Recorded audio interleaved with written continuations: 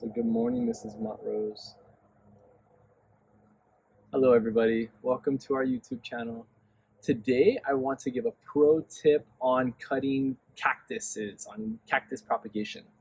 So on my previous video, I went into how to properly take a cutting, how to sterilize it, and then how to plant it. Today I want to go more into a pro tip on how to sterilize the cactus cutting and how to sterilize the mother plant, because we never want to get the mother plant sick when we take a cutting. We want to make it a sustainable practice to where we can have a mother plant for many years to come, enjoy her like this beautiful specimen here.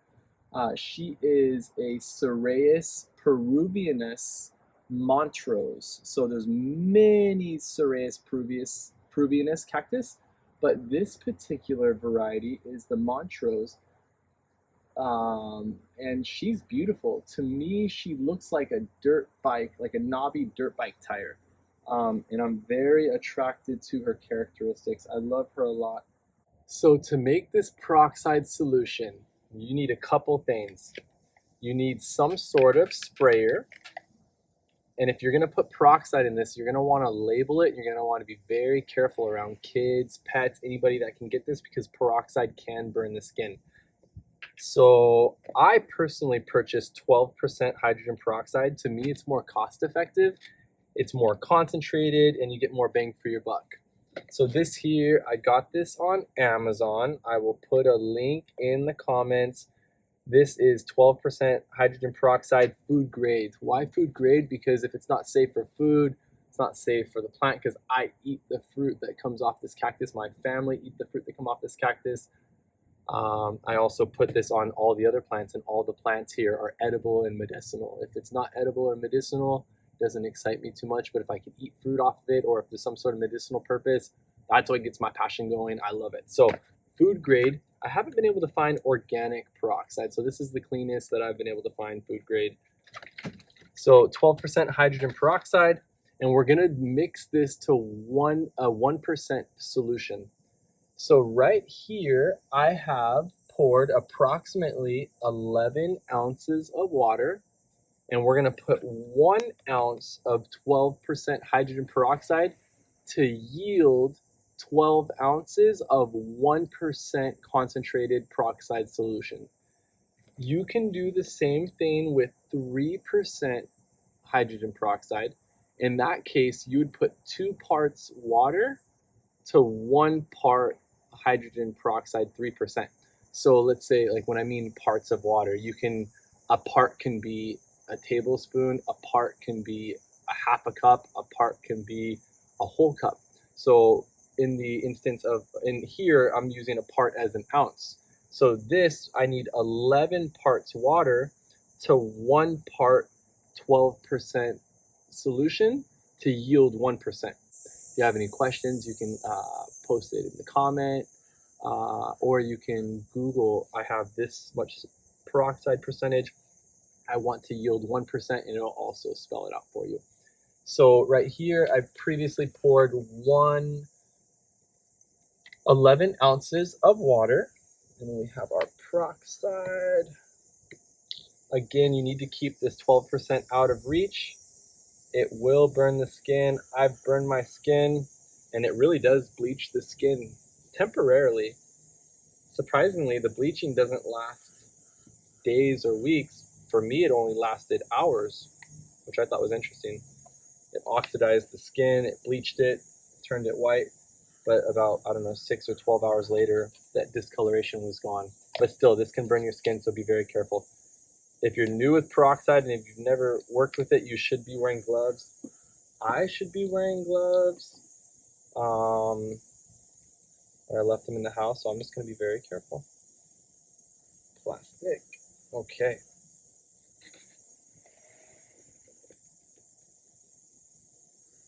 $11 ounces of water. We're going to add 1 more ounce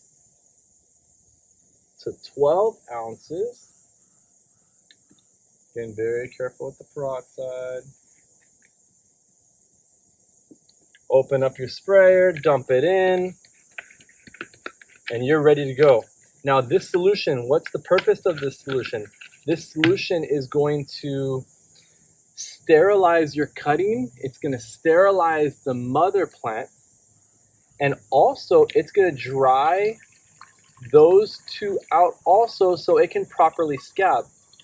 As you can imagine, if we have a cut and it's moist and there's yeast and bacteria on there, there's a high chance it's going to get infected, and the same goes with cactus. So we want to disinfect and we want to dry out so it can properly scab and heal. Once it's properly scabbed and healed, then you can plant that cactus cutting. I just spray it on the cutting. I get it really, really good. I spray it with a good pressure to really get the dirt and anything that's still there. Also, I use this to sterilize the tools. So I previously rinsed this in the kitchen with soap and water and a sponge and gave it a good little scrub. This is just a little extra. So today we're going to get a cutting off of this Monstrose Cereus Peruvianus. So we have a couple of arms to choose from here. This one looks like a nice one that we can get a cutting on. Right near down the base. Nice, big, beautiful cactus.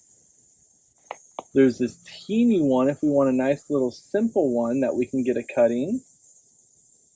And also, there is this big one right over here. This one's really beautiful, actually. It's really well balanced. This one is beautiful too. It's a little top heavy. This one's a little teeny.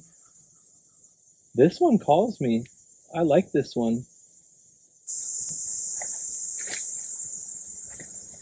Patient, we're just going to have a really minor, teeny little surgery. I'm just going to spray you down just to disinfect you a little bit. That way we don't push any bacteria into where we're going to cut. So that's nice and disinfected. Nice. The tool was foaming up a little bit. Just like when you put peroxide on a cut, it gets a little foamy. It's doing its job. It's oxidizing whatever is there and destroying the yeast, bacteria, all the things that can cause an infection. So you could really get a cutting anywhere, but I like to get cuttings in a spot where it's going to be pretty, where it's going to leave the cactus, the mama cactus, looking pretty. So I always go to a junction. So this is where this cactus started to grow out of. Just like right here, this cactus started to grow out of this original part of the cactus. So if I was to get a cutting of this cactus, I would get a cutting right here. For today, we are going to cut it right here. And again, I'm using this nice little beautiful cactus cutting knife. Hello, Pitaya dragon fruit. I'm just going to scoot you over. Good morning. So I'm going to get the tool right in here. Now, this is no standard Cereus Peruvianus. This is a beastie. These thorns, this one here is about 1.5 inches long. This is a beast. So I'm going to use the cactus glove. This is really great. They say that you can use these for whatever, to keep yourself from getting bit, or cactus. Even though this one I still get cactus stains through, but it still keeps out 90% of them. I only have the right glove, so I'm going to do some awkward cutting with my left hand. I get to share some love with my lefty, which is nice to switch up any dominant patterns you have. I normally cut with the right, so I'm going to get this in here right at that junction. The outside's fairly soft, the inside gets really bony.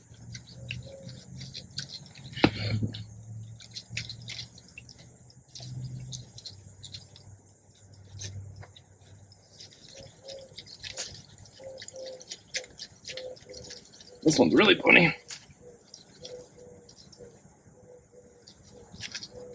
There we go. And here we go. So you can see it's already a bit foamy. I'll rotate this around here. I'm going to set this down.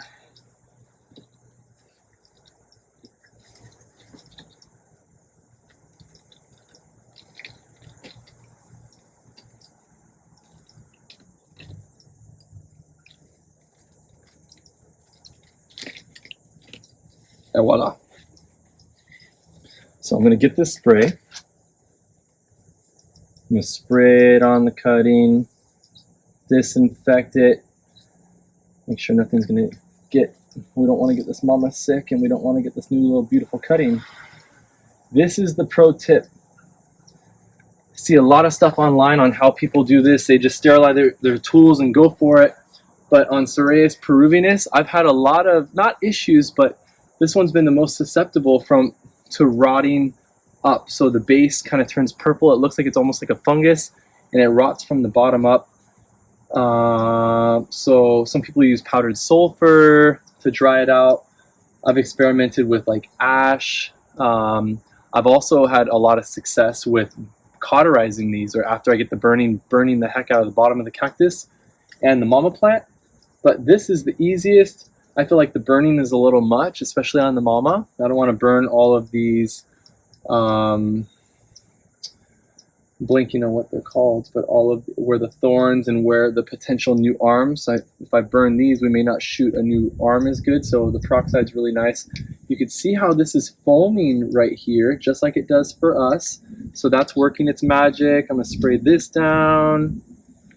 I'm gonna clean up the mama a little bit, make her aesthetically pretty.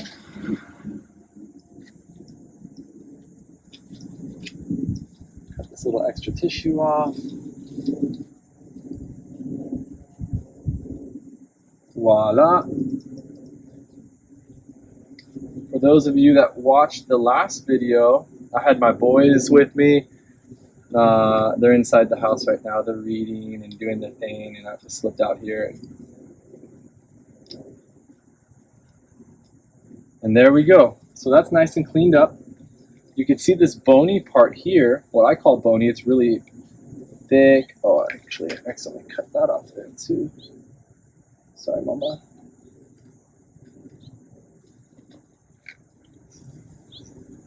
Spray it all down, nice.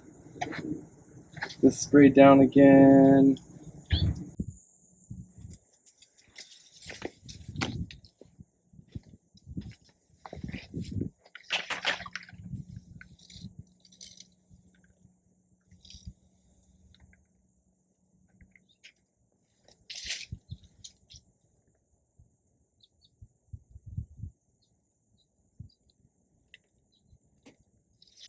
Pro tip number 2, take this cactus cutting and put it in shade. Do not let it get direct sunlight. It'll stress it out. It doesn't have roots. There's no way for it to uptake water at this point. So now it needs to be put somewhere where it can relax, heal, chill out. There's lots of water inside the cactus, so that's great. It has its own reserve for a little bit of time. But you need to let this heal for 2, 3, maybe 4 weeks, depending on the season. You'll be the judge. It'll be your experiment. But when this is dry and calloused over, like something right here on the cactus where you see it's dry, it's kind of flaky, it's scaly, and it is not moist, and it's essentially healed itself, and it's not going to let dirt, yeast, bacteria, organisms into the cactus. So let it heal and set it with the angle, the angle down. So when you lay it down in the shade, you want that angle to be facing down so dirt can't settle. If you set it like this, dirt can settle on there, and then yeast and bacteria.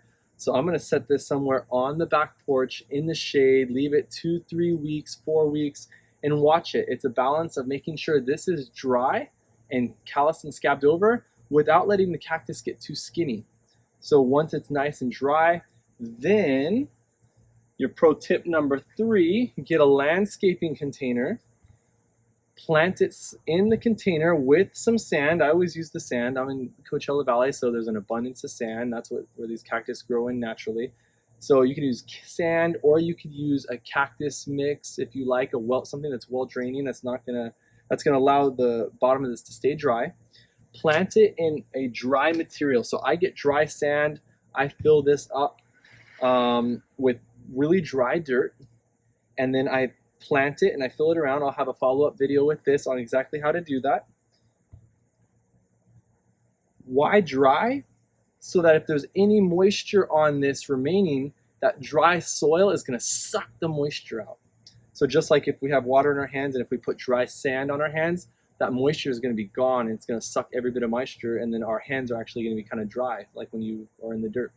So plant it in dry dirt or cactus mix, leave it there for 3 weeks, maybe a month.